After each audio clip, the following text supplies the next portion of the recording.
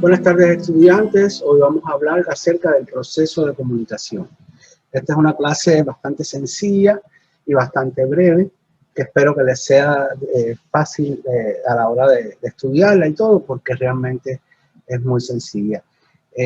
La importancia que tiene en nuestro trabajo es que nosotros obviamente tenemos que comunicarnos con los pacientes y no solo con ellos, sino también con nuestros compañeros de trabajo, con nuestros superiores y con la familia del paciente. Entonces tenemos que tener en consideración que hay ciertos elementos del proceso de comunicación que pueden fallar en un momento determinado y por eso no obtener el resultado que queremos a la hora de entregar una información. Entonces vamos a analizar cómo es el proceso y qué tipo de situaciones se pueden dar. Lo primero que vamos a hacer es diferenciar entre lengua y lenguaje. La lengua son los códigos que utilizamos para comunicarnos, pero el lenguaje es otra cosa. El lenguaje es una capacidad que tiene el cerebro humano que nos permite comunicarnos, ¿no? Es decir, transmitir información y recibir información, ¿no? Entonces, básicamente, la lengua es la capacidad intelectual superior exclusiva del hombre que nos permite abstraer y generalizar los fenómenos de la realidad, designándolos por medio de símbolos convencionales. Vamos a hablar esto un poquito más despacio.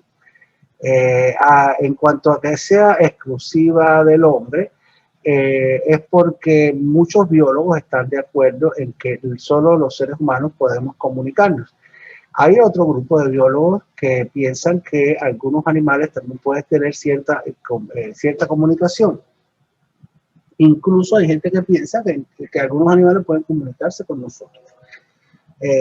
Todo esto es un poco difícil porque nosotros, gracias al lenguaje, es que hemos evolucionado como especie y hemos podido avanzar en lo que es la inteligencia, el pensamiento y otras funciones cognitivas que los animales, si lo tuviesen, pues hubiesen evolucionado también. En fin, es un punto bien, esto de que sea exclusivo del hombre es bien polémico y no nos vamos a tener mucho ahí, pero bueno, sí les quería decir que yo soy de los que piensa de que efectivamente es exclusivo del hombre la comunicación. ¿Qué nos va a permitir el lenguaje? Bueno, hacer abstracción y generalización de los fenómenos de la realidad. Esto quiere decir que una generalización es, por ejemplo, cuando nosotros a través perdón, vamos a empezar por la abstracción para seguir el orden de que dice la definición. Una abstracción es, por ejemplo, cuando a partir de un solo elemento, de una sola característica de un objeto, podemos llegar al concepto, ¿no? El concepto del objeto. Por ejemplo, si oímos una campana, un timbre, nosotros podemos saber que es un timbre que está sonando. Entendemos, incluso podemos seguir la señal que ese timbre significa. Si nos suena el teléfono porque nos está entrando un mensaje de texto, nosotros sabemos que es que ha llegado un mensaje de texto. O sea, reconocemos a partir de una cualidad el objeto en sí, el concepto entero. Por ejemplo, otro ejemplo puede ser, por ejemplo, si nosotros escuchamos, sabemos que es una vaca, pero la vaca no está, ¿te das cuenta? Entonces, eso es una abstracción que hace nuestro cerebro y puede, a partir de una cualidad de un objeto, llegar al objeto en sí o al concepto en sí, porque a veces son conceptos de objetos que no están en la realidad. Bueno, lo otro es decir, que no tienen los conceptos que no representan un objeto, sino que es un concepto en sí, una abstracción. Y la generalización es cuando a partir de varios elementos podemos llegar a un elemento que los incluye. Por ejemplo, si nosotros decimos mesa, silla, butacón, sofá, ya todos están pensando en una categoría superior, ¿verdad?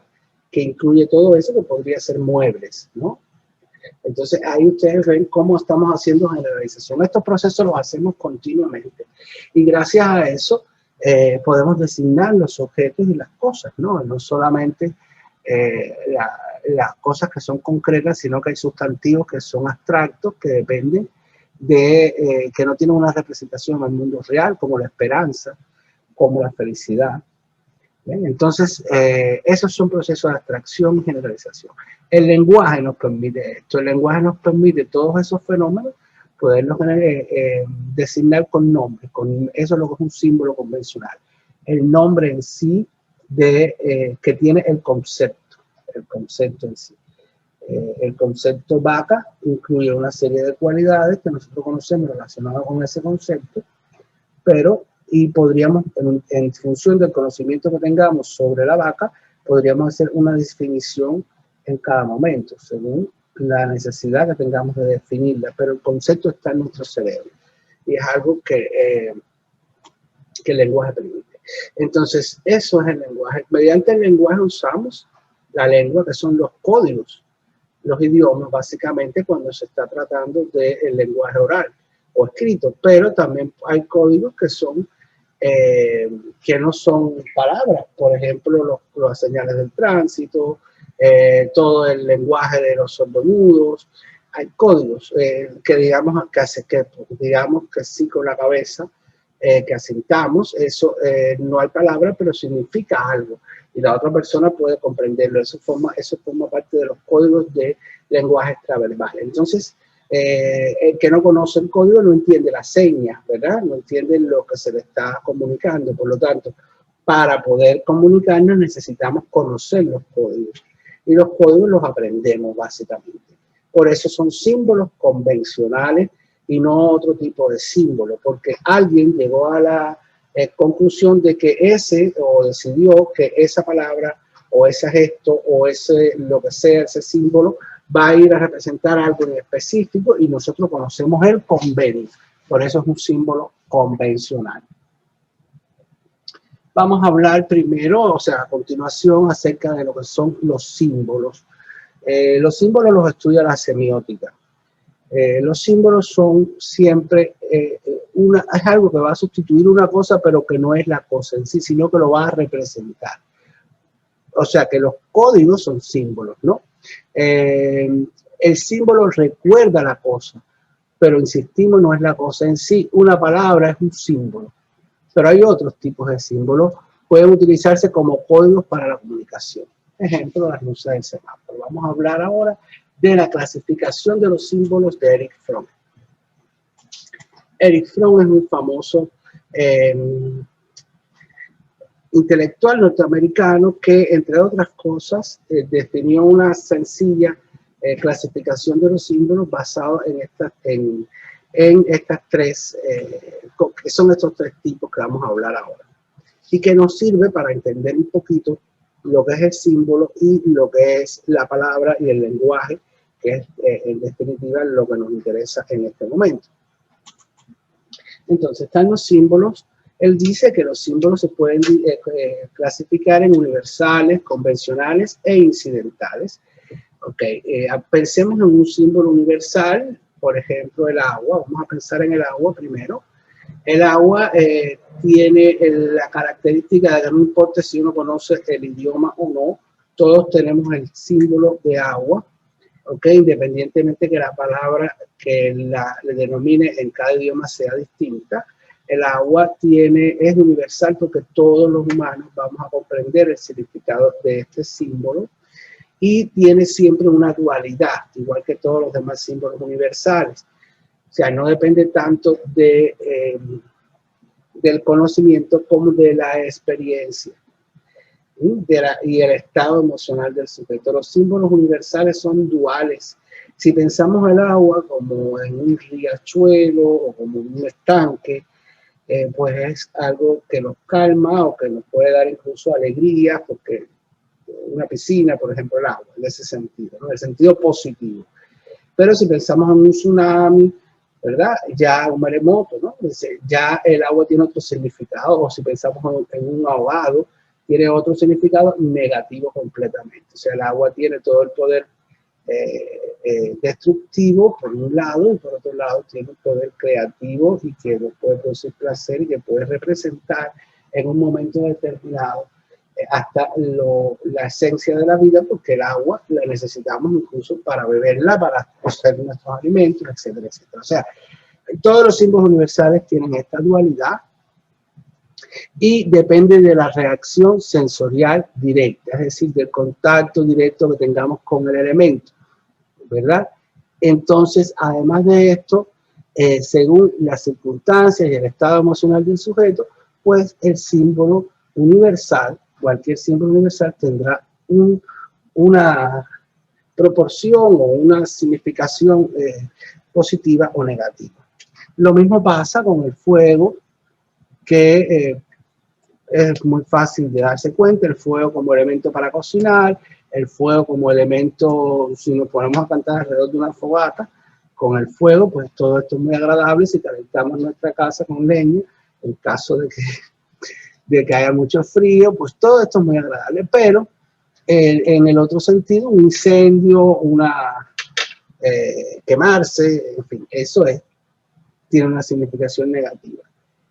Bien negativa. Esos son los símbolos universales. Recuerden lo más importante aquí, que dependen de la reacción sensorial, de la experiencia sensorial del sujeto, ¿no? Del individuo. Luego, los símbolos convencionales son aquellos como las palabras, ¿no? O sea, dependen del conocimiento del convenio entre el símbolo y su significado. Si conoces el convenio, pues tú entiendes el símbolo. Si no, por supuesto que no sabe ni lo que está pasando y no entiende lo que puede representar cuando te hablan. Es como cuando oímos hablar en un idioma que no conocemos. Es como si tocara un instrumento musical, porque nosotros no entendemos bien el significado de lo que nos están diciendo, ¿no? Los códigos creados son ejemplos de este tipo de símbolos. La palabra es un símbolo convencional. Creo que ha quedado claro. Y los incidentales van a depender de la experiencia vivencial, que no es lo mismo que la experiencia sensorial. Es decir, la experiencia vivencial es que él ha vivido con relación a una cosa determinada. Vamos a la relación que ha tenido ese sujeto con ese símbolo. Por ejemplo, una canción puede ser para una persona o para un grupo de ellas revivir una serie de experiencias positivas, y por lo tanto para ellos tiene un sentido, pero para otros puede ser negativa o incluso puede ser indiferente. Si dos personas han viajado, vamos a suponer que María y Pepe viajaron en momentos diferentes de su vida no sé, a Disney World, y allí tuvieron experiencias distintas. A María le fue muy bien, se divirtió mucho y bueno, no hay nada malo que pensar del viaje que hizo. Y Pepe no, Pepe fue, ese día llovió, chocó el carro, lo llamaron por teléfono de que lo habían despedido del trabajo mientras estaba allí, en fin, un desastre. Entonces, ¿qué pasa? Que si estas dos personas un día están en la televisión y ven un anuncio de Disney, ambos van a sentir algo diferente ante ese anuncio. Esto es un símbolo incidental. Disney ni es bueno ni es malo, simplemente para cada uno de ellos tiene una significación diferente debido a la experiencia que cada cual tuvo con relación a ese lugar. Entonces, estos son los símbolos incidentales.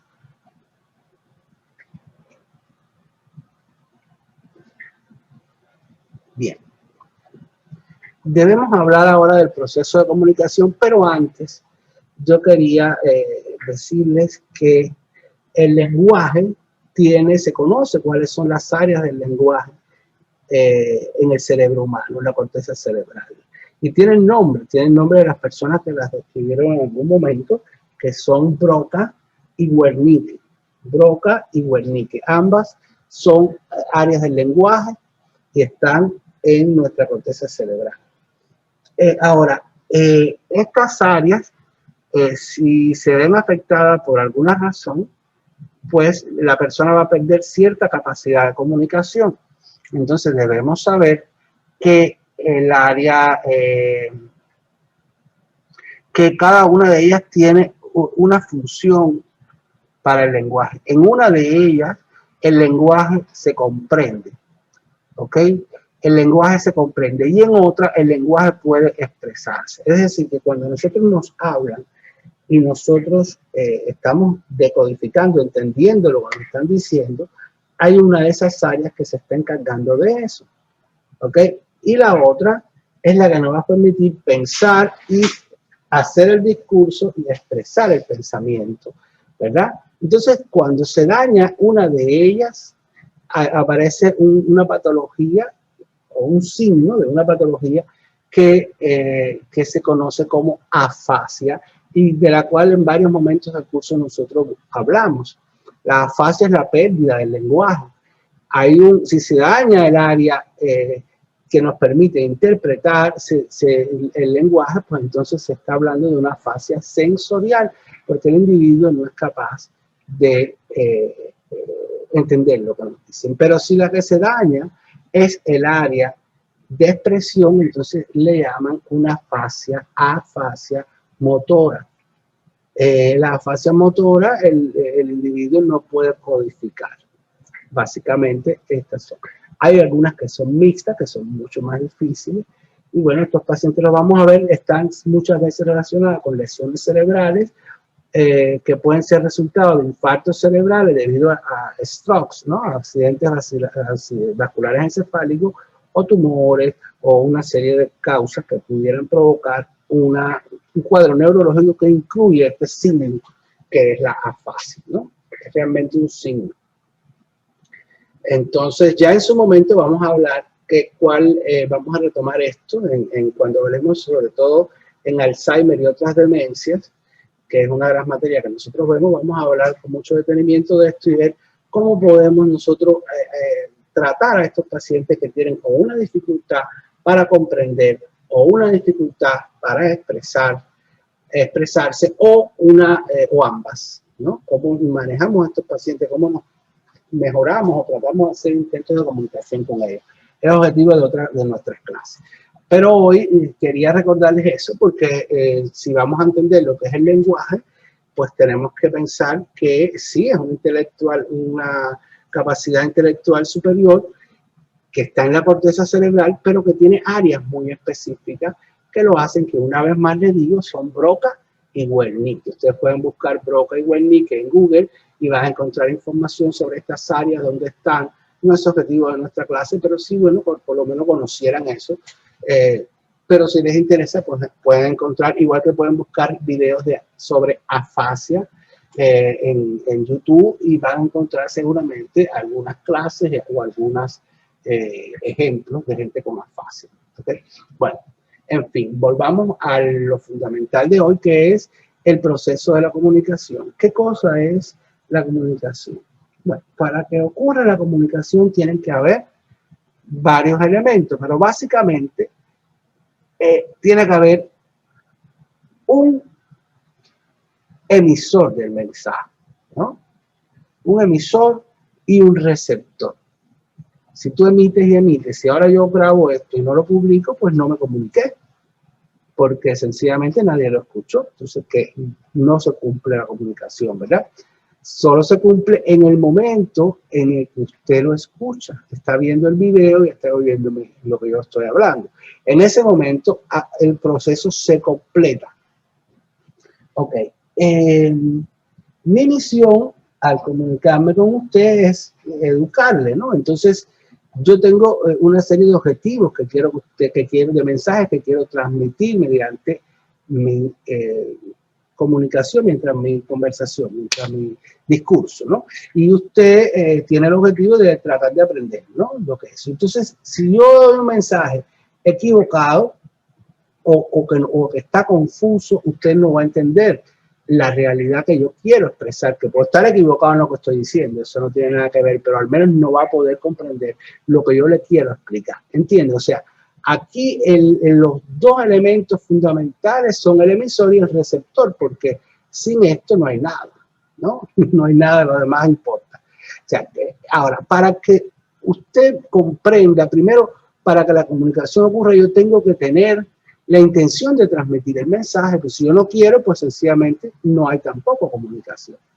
Entonces, yo quiero transmitir un mensaje, yo tengo que codificar ese mensaje. La codificación es qué palabras voy a usar, de qué código voy a usar. Eso es un proceso también que, bueno, está en la fase de expresión del lenguaje, ¿no? Entonces, yo codifico el lenguaje y lo transmito, lo emito de alguna forma. En este caso, usted está escuchando mi voz, claro. es un discurso hablado, ¿no? Entonces yo emito el mensaje. Fíjense, ahí está el emisor que tiene algo que transmitir, que lo está codificando y lo emite. ¿Pero por dónde lo emito? A través de un canal.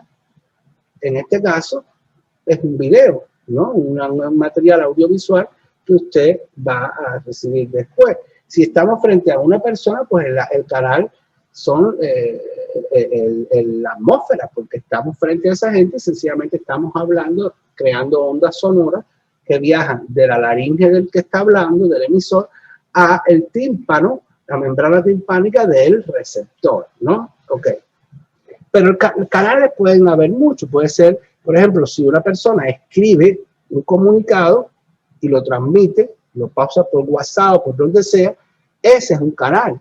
O sea, tú puedes utilizar el lenguaje escrito a través de un canal cualquiera, una red social, por ejemplo, o una carta, esos son canales, o un libro que has escrito y entonces, bueno, esos son tipos de canales, ¿no?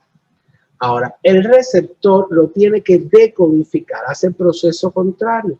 Él tiene que todos esos códigos que emite el que habló o el que transmitió, tiene que decodificarlo. Por supuesto, todo esto ocurre automáticamente. Lo decodifica y entonces, después de decodificarlo, lo comprende. ¿Ven? Para esto hay que tener en cuenta también el referente, que es el marco fundamental en el momento de la transmisión. Es decir, hay un marco contextual. Voy a poner ejemplos de cómo fallan cada uno de estos elementos en un momento determinado. Vamos a tratar de ejemplificar para que se den cuenta. El marco contextual, que es el referente, significa el tipo de información que usted tiene sobre el tema que se está hablando.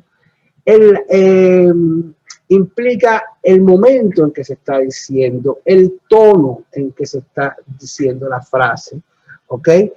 Todo esto interfiere y transmite también información. Recuerden que no son palabras solas. En las palabras cuando se hablan, entonces la persona expresa con el tono de la voz, con las inflexiones, y esto ayuda a que llegue el sentido que usted tiene con lo que está diciendo. Vamos a ver cómo pueden fallar estas cosas. Un emisor puede fallar porque no elige, no codifica bien lo que está diciendo. No escoge los términos correctos para expresar lo más claramente posible lo que él quiere decir. Eso puede pasar. A veces hay personas, ustedes van a notar que hay personas que tienen más facilidad para transmitir ideas, para organizar su pensamiento y, por ejemplo, exponer una idea. Otras les cuesta más trabajo y no por pena ni nada, sino es un problema de que no elige bien el texto. En el caso de la comunicación con los pacientes, aquí lo importante es que usted conozca de cierta forma al paciente, es decir, sepa si tiene, por ejemplo, una enfermedad que no oye bien, qué idioma él habla. Hay una serie de información que usted tiene que saber, qué nivel cultural tiene. Todo esto le puede dar a usted, ayudarle a usted a transmitir una información. Pero para fallar lo menos posible, se le recomienda que cuando usted le va a decir a un paciente, por ejemplo, qué procedimiento le va a hacer, no utilice términos técnicos, aunque él sea un universitario o no importa, porque él puede tener mucho conocimiento de, no sé, de geografía, pero a lo mejor no conoce nada de las cosas de hospital, del proceso. Entonces, mientras más sencillo le hablemos a la gente, usando menor cantidad de palabras posible, pero que esté claro, vamos a ser más efectivos en la comunicación. Vamos a ver. Supongamos que usted tiene que decirle al paciente, hacerle un procedimiento al paciente. Y usted está obligado, cuando usted va a hacer un procedimiento, a explicarle al paciente lo que usted va a hacer. Por sencillo que sea, usted le tiene que informar a qué viene. Si no, la persona se asusta y no sabe lo que está pasando. Y a lo mejor usted entra con una herramienta que él interpreta, que y lo agita por gusto, le genera ansiedad por gusto, y cuando usted lo que va a hacer es lavarle los dientes, por decir algo. Entonces, mire, usted sencillamente le habla al paciente de la forma más sencilla. Vamos a suponer que yo tengo que hacerle a un paciente un aseo perineal. Un aseo perineal. Yo no voy a decirle al paciente, oye, te voy a hacer un aseo perineal. Eso no tiene sentido. Tampoco puedo ser vulgar y decirle, te voy a lavar tus partes, porque eso es desagradable. Entonces yo tengo que escoger cómo decirle eso al paciente, para que me entienda, sin ser grosero y sin utilizar términos complejos. Es grotesco, ni grotesco, ni simplificado, ni complejo. Tengo que escoger para ser profesional, ¿no? Entonces yo podría decirle, mira, vamos a asearte porque hay que... Y ahí le puedo decir cualquier cosa, pero fíjate, con algunas personas funciona, con otras no. ¿Verdad? Vamos a asearte, vamos a hacer una limpieza de tu área genital y ya, eso está claro. No tengo ni que simplificarlo a nivel de la totica, ¿verdad? Ni complejizarlo a nivel del área de la zona perineal. Busque la forma según el caso para comunicar. Puse ese ejemplo, pero hay millones de ejemplos. Estamos cansados de que la gente vaya al médico, el médico le da un diagnóstico, le dice unas palabras raras y la persona sale de ahí sin saber qué es lo que tiene. Si no recuerda el nombre de la palabra para después buscarlo en Google, él no sabe lo que tiene. Eso no tiene sentido. Eso no tiene sentido y no indica un buen trabajo. Ven cómo usted puede fallar al ser emisor. También usted puede fallar cuando es emisor al utilizar tantas palabras y atiborrarlo tanto de información, tratando de explicarse mucho, que la persona no comprende, en realidad no quedó la esencia. ¿Ve? Entonces, codificar, usted cuando habla normalmente, usted codifica inconscientemente, ¿verdad? Lo hace sin ser consciente, pero si le ponemos conciencia a esto, si buscamos, que sería buscar los términos, la forma mejor de expresarnos en cada situación, pues vamos a ser más efectivos. ¿Ok? Bueno, emitimos el mensaje a través de un canal. ¿Qué puede fallar ahí? Que el canal no funcione. El canal esté malo, que se oiga abajo, o que la letra esté borrosa. Esos son elementos del canal que pudieran fallar. Entonces, hace que las personas, que estemos hablando con la persona donde, en un lugar con mucho ruido, entonces no me oye. No es porque no codifique bien, no es porque sea sordo, hay mucho ruido. Yo tengo que saber eso para cuando yo quiera hacer una comunicación efectiva, buscar un lugar o tratar de tomar en cuenta que el ruido ambiental, los distractores pudieran interferir. Ahora, problemas en el receptor. El receptor puede que no te esté prestando atención. Porque está concentrado en otra cosa, porque está en el teléfono. Y no te está oyendo, tú crees que te está oyendo, entonces no, como no te presta atención, ya eso es un problema, no se transmitió el mensaje. ¿Cuántas veces nos pasa? ¿Cuántas veces nos dicen en una casa, por ejemplo, estamos viendo la televisión y nos dan un comando a alguien de la familia, oye, está al tanto aquí de la cocina, o no sé, cualquier cosa de eso, y de momento se nos olvida y las cosas se queman, no la comida. ¿Por qué? Pero si te lo dije, no te oí. Eso pasa todos los días, uno está haciendo otra cosa. Entonces, hay que tomar eso en cuenta. ¿Cómo podemos nosotros saber que el individuo decodificó y comprendió lo que yo le acabo de decir? Si es tan importante que yo tengo que saber si lo entendió, pues le tengo que preguntar. ¿Usted me entendió? La gente a veces te dice que sí, igual, y no te entendió o entendió otra cosa. Entonces, la única forma de saber si el receptor comprendió lo que tú dices, explícame, dime lo que te dije, a ver si lo entendiste bien. Es la única manera. Bueno, ok. Y el referente es muy importante. No es lo mismo cuando por ejemplo, vamos a suponer que una persona está dando un masaje, un masajista, y salió de dar el masaje y le dice a su compañera de trabajo, ya maté eso, ya lo maté. Esa persona va a entender, fíjense lo que ha dicho, pero ella va a entender que ya terminó su trabajo, que todo está bien. No que asesinó a la persona, ¿no?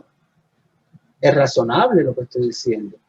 El contexto es lo que le va a dar a las palabras una significación también, porque utilizamos muchas, aunque no seamos poetas, utilizamos muchas metáforas, muchas comparaciones en la vida también, todo tipo de recursos para comunicarnos, a veces con expresiones graciosas, que doble sentido, todo esto, y nos comunicamos y decimos lo que queremos con todo eso.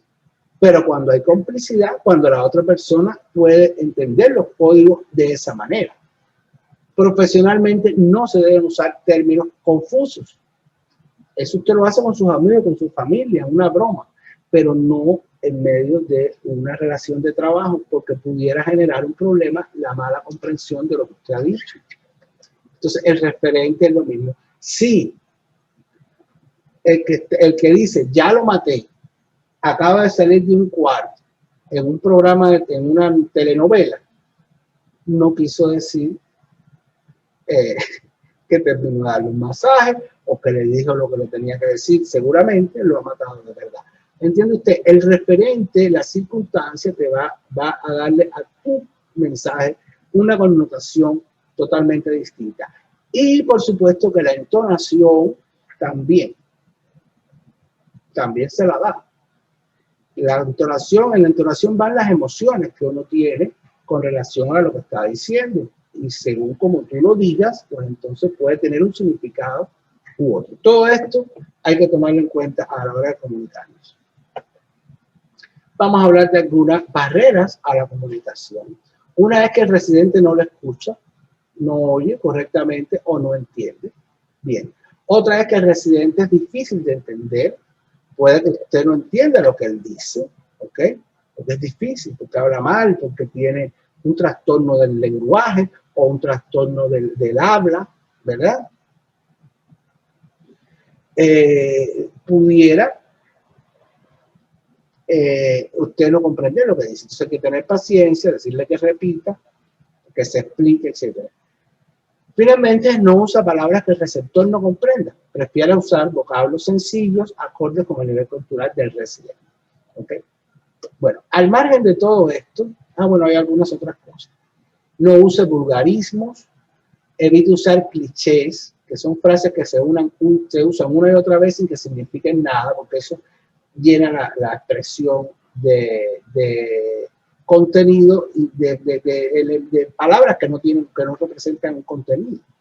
Y no es apropiado dar consejos a los pacientes. Sobre todo, tú puedes dar consejos de salud, ¿verdad? Con relación al cuidado de su salud, pero no estamos hablando de no estar dando consejos sobre los problemas personales del paciente, los problemas familiares, etcétera, porque esto puede crearle situaciones también adicionales que no tienen nada que ver con el cuidado que usted está dando. Trate de conocer a sus pacientes, conversando con ellos de lo que ellos desean conversar. Escuchar nunca es pecado. Usted escuche todo lo que la gente diga, pero a la hora de usted interactuar, usted debe saber cuáles son los límites correctos para a la hora de usted aconsejar a una persona que no sea su amigo o que no sea, que sea su paciente. Hay que tener mucho cuidado con eso.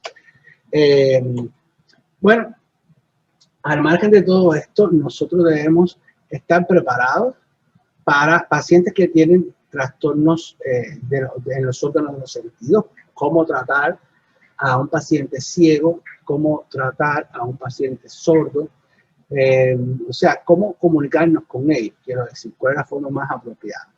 Eso es un tema de debate que podemos analizar en otro momento. Nos despedimos hasta nuestro próximo encuentro, que será mañana.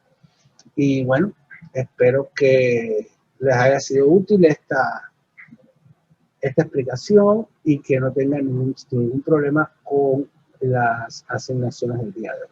Gracias por asistir.